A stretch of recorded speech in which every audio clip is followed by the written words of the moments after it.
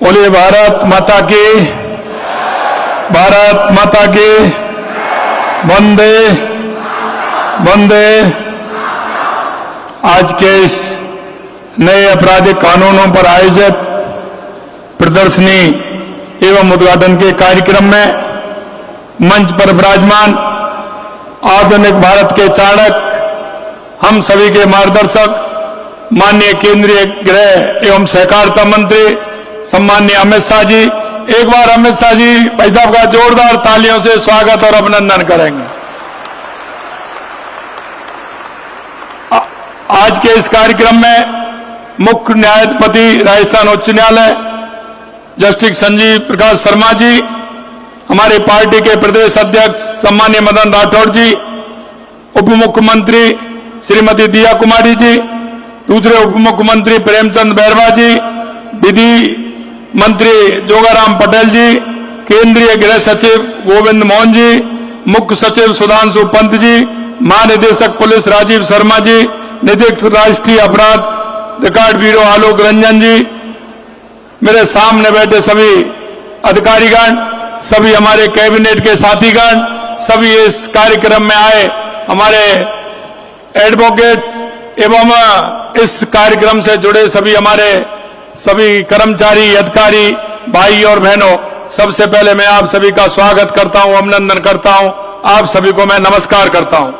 भाई और बहनों, आपने देखा आज हम नए कानून, आपराधिक कानूनों के संबंध में एक जागरूकता बढ़ाने तथा इसके बेहतर क्रियान्वयन के लिए एक नई शुरुआत कर रहे हैं। ये नए कानून स्वतंत्र भारत के न्यायतंत्र में एक क्रांतिकारी परिवर्तन का प्रतीक है और इस पूरा श्रेय इसका माननीय प्रधानमंत्री नरेंद्र मोदी जी और माननीय आदरणीय केंद्रीय गृह एवं सहकारिता मंत्री अमित शाह जी को जाता है। इस ऐतिहासिक परिवर्तन के पीछे आदरणीय प्रधानमंत्री नरेंद्र मोदी जी का दृढ़ संकल्प, अटूट इच्छा शक्ति है, जिन्होंने यह संकल्प लिया कि भारत को उपनिवेशिक मानसिकता की हर पीढ़ी से मुक्त करना है। मोदी जी के नेतृत्व में भारत आज विश्व की चौथी सबसे बड़ी अर्थव्यवस्था बन चुका है और अब तीसरी सबसे बड़ी अर्थव्यवस्था बनने के लिए तेजी से अग्रसर है। चाहे सीमा पर संघर्ष हो या अंतर्राष्ट्रीय मंचों पर बातचीत हो, भारत अपनी शर्तों पर बोलता है। हम अपने राष्ट्रीय हितों से कोई समझौता नहीं करते। G20 की अध्यक्षता से लेकर संयुक्त राष्ट्र में भारत की भूमिका तक हर जगह विश्व की को भारत की शक्ति का एहसास हो रहा है। यह मोदी जी की दृढ़ इच्छा शक्ति, राष्ट्र के प्रति समर्पण का परिणाम है। आज जो ऐतिहासिक कार्य हम देख रहे हैं, उसके पीछे माननीय गृह मंत्री श्री अमित शाह जी की अथक मेहनत और दूरदर्शिता है। माननीय अमित शाह जी के गृह मंत्री बनने के बाद भारत ने वे कार्य संभव होते देखे हैं जो दशकों से असंभव माने जाते थे। माननीय गृह मंत्री जी ने कश्मीर में धारा 370 समाप्त कर दी, जो 7 दशक पहले जो लंबित इस मुद्दे को हल किया है। नक्सलवाद को जड़ से समाप्त करने की दिशा में ऐतिहासिक कदम उठाए गए हैं। सहकारिता मंत्री के रूप में आपने स्वतंत्र मंत्रालय स्थापित कर देश के किसानों को, मजदूरों को सशक्तिकरण को नई दिशा देने का काम किया है। भारतीय न्याय संहिता, भारतीय नागरिक सुरक्षा संहिता और भारतीय साक्ष्य अधिनियम, ये तीनों नए कानून स्वतंत्र भारत के इतिहास में एक क्रांतिकारी कदम है। ये नए कानून आम आदमी के जीवन को आसान बनाएंगे तथा प्रौद्योगिकी के बेहतर उपयोग से न्याय प्रक्रिया सरल, त्वरित और पारदर्शी बनेगी। पीड़ितों के अधिकारों को इन कानूनों में प्राथमिकता दी गई है, जिससे पीड़ितों को त्वरित न्याय और सम्मान मिल सकेगा।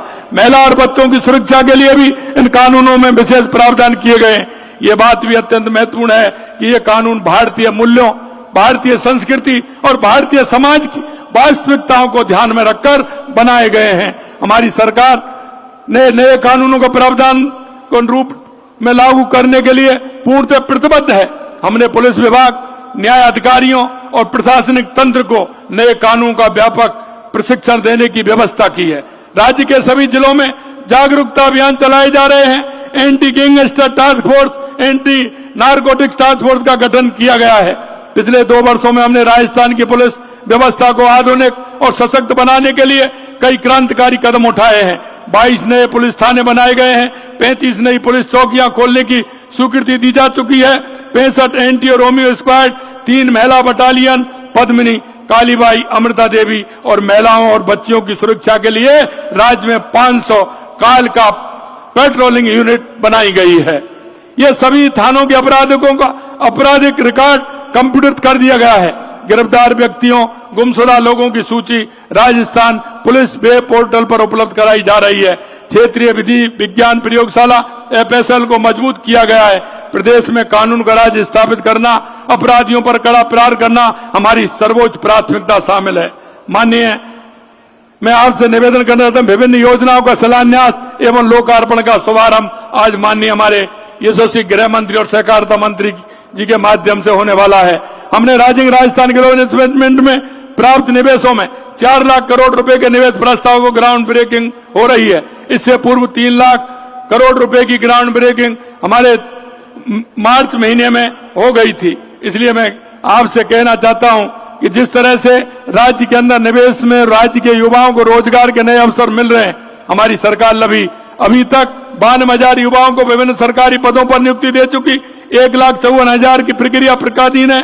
9,300 करोड़ रुपए से अधिक विभिन्न विकास कार्यों का शिलान्यास और लोकार्पण आज किया जा रहा है। ये राज्य के बुनियादी ढांचे को मजबूत करेंगे।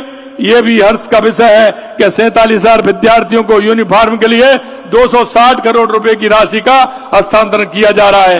साथ ही दुग्ध उत्पादकों की दूध सब्सिडी के 364 करोड़ रुपए की राशि का हस्तांतरण किया जा रहा है। 150 यूनिट मुफ्त बिजली योजना के तहत रजिस्ट्रेशन भी आज शुभारंभ हो रहे हैं, जिससे गरीबों को राहत मिलेगी। मैं आपसे इतना ही कहना चाहता हूं, हमारे राजस्थान की सरकार लगातार इस क्षेत्र में काम कर रही है। चाहे पानी हो, बिजली हो, रोजगार हो, लगातार किसानों के हित के लिए, गरीब के हित के लिए, युवाओं के हित के लिए, मजदूर के हित के लिए काम कर रही है। माननीय प्रधानमंत्री जी के नेतृत्व में गृह मंत्री जी श्री अमित शाह जी के कुशल मार्गदर्शन में आपके सहयोग से हम विकसित राजस्थान के लक्ष्य को प्राप्त करेंगे। मैं माननीय गृह मंत्री जी अमित शाह जी का आभार व्यक्त करता हूं कि वे राजस्थान में पधारे और इस कार्यक्रम को अपनी गरिमा में उपस्थिति सुशोभित किया। आइए हम सब मिलकर संकल्प लें, हम एक सशक्त, समृद्ध और न्यायपूर्ण विकसित राजस्थान, विकसित भारत का निर्माण करें। आप सभी को बहुत बहुत धन्यवाद। जय हिंद, जय भारत, जय राजस्थान।